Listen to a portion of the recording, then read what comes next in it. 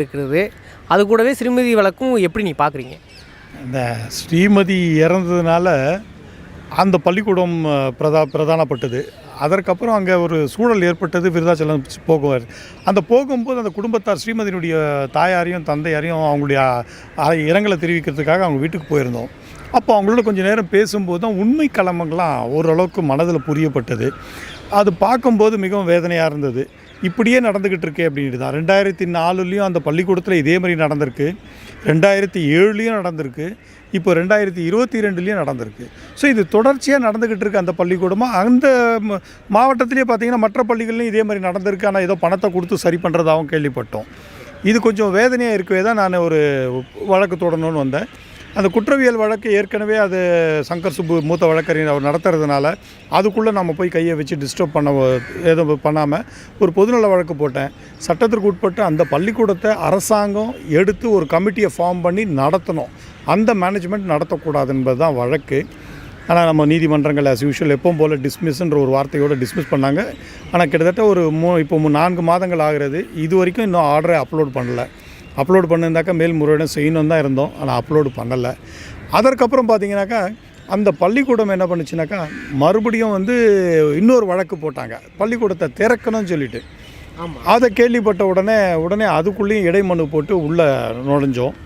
அந்த பார்த்திங்கன்னா அந்த டாக்குமெண்ட்டெல்லாம் பார்க்கும்போது அஃபிடேவிட்லாம் பார்க்கும்போது 18ஆம் தேதி அனுமதி கேட்குறாங்க தாசில்தார்கிட்ட.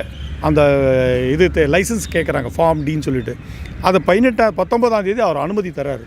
20ஆம் தேதியே ஒரு ரிட் பெட்டிஷன் தாக்கல் பண்ணுறாங்க. ஸோ இதில் இருந்தே அவங்களுடைய வேகம் அங்கே தெரியுது. சம்திங் ராங்ன்றது தெரியுது. அதற்கு முன்னாடியே அவங்க ஒரு ரிட் பெட்டிஷன் போட்டு அந்த பள்ளிக்கூடத்தை சீரமைக்கணும்னு சொல்லி ஒரு 3 கோடி ரூபாய் செலவு செய்து சீரமைச்சிட்டாங்க. இந்த சீரமைச்சதுலேயே கிட்டத்தட்ட நிறைய எவிடன்ஸுகள் காணாமல் போய் இருக்கிறதுக்கான வாய்ப்புகள் நிறைய இருக்கிறதாக உணர்றேன். அந்த 2வது வழக்கான அந்த ரிட் பெட்டிஷன் திறக்கணுன்ற வழக்கில் நாங்கள் இடைமனு போட்டும்போது நாங்கள் ஆர்கியூ பண்ணும்போது அதில் என்ன நல்லா தெரிஞ்சதுன்னா ஆல்ரெடி அதாவது ஏற்கனவே எல்லாம் சீரமைச்சிட்டோம், அதில் ஒன்றும் கைரேகை இல்லைன்னு மூத்த வழக்கறிஞர் நம்ம சுந்தரேசன் சொல்கிறதையும் காதுபட கேட்க முடிஞ்சுது. அப்படி என்ன எங்கே நீதி கிடைக்க போகுதுன்றது ஒரு வேதனையே இருந்தது. அதனால் கேள்விகளை எழுப்புனாங்கல்ல, அந்த கேள்விகள்லாம் எழுப்புனாங்க. அந்த கேள்விகளுக்கெல்லாம் அந்த பள்ளிக்கூடத்து சார்பில் இல்லை அதுக்கு பதில் பண்ணுறோன்னாங்க. அதுக்கப்புறம் மருத்துவக் குழு அமைக்க சொன்னார். அந்த மருத்துவக் குழு அமைக்கப்பட்டது. அதற்கப்புறம் எந்த பாதிப்பும் வராதான்னாங்க. இதுக்கு நடுவில் எங்கள் தேசிய மக்கள் சக்தி கட்சி சார்பில் அங்கே ஒரு ஆர்ப்பாட்டத்துக்காக அனுமதி கேட்டோம். அது காவல்துறை மறுத்தது. அதை எதிர்த்து வழக்கு போட்டோம். நீதிமன்றம் அவங்களுக்கு உத்தரவு வேறு இடம், அந்த இடம் பிரச்சனையாக இருந்தால் வேறு இடத்துலையாச்சும் கொடுங்கன்னு சொல்லி உத்தரவிட்டாங்க. மறுபடியும் மனு கொடுக்குறோம். ஆனால் மறுபடியும் வேறு காரணங்கள் கொண்டு சட்டம் ஒழுங்கு பிரச்சனைகள்லாம் ஏற்படுன்ற சூழலில் நாங்கள் நிராகரிக்கணும்னு சொல்லி நிராகரித்தாங்க. அதை பார்க்கும்போது அப்போ நிராகரித்தவங்க ஆனால் இந்த வழக்கில் அதே காவல்துறை எந்த சட்ட ஒழுங்கு பிரச்சனை இல்லை பள்ளிக்கூடம் திறக்கிறதுனால பதில் கொடுத்துருக்கு. ஸோ மிகவும் வேதனைக்குரிய விஷயந்தான்.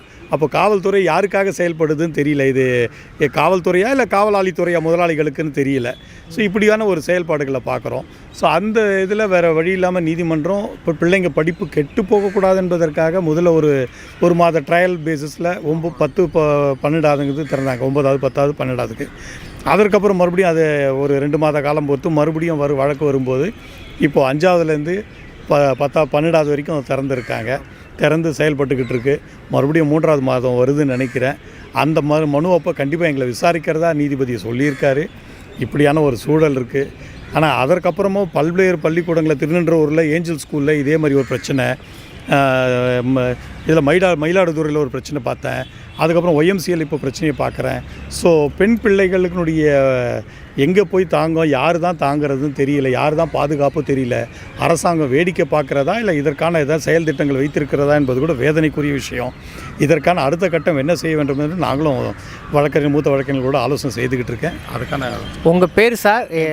என் பேர் எம்எல் ரவி, வழக்கறிஞர். இல்லை இப்போ இந்த மூலம் அடுத்த நடவடிக்கை ஏதாவது? கண்டிப்பாக அடுத்த நடவடிக்கைக்காக உச்சநீதிமன்றத்தில் தான் நடவடிக்கை எடுக்கணும்.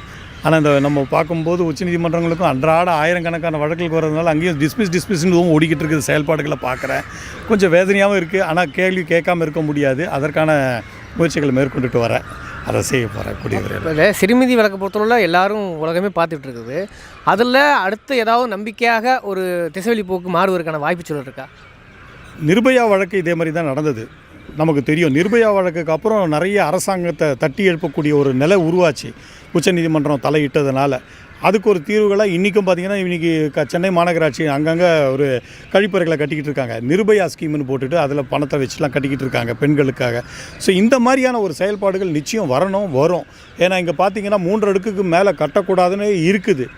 ஆனால் அதற்காக நீதிபதி இங்கே இருக்க நீதிபதியை ஒரு தனி வழக்கு போட்டுக்கோங்கன்றாரு.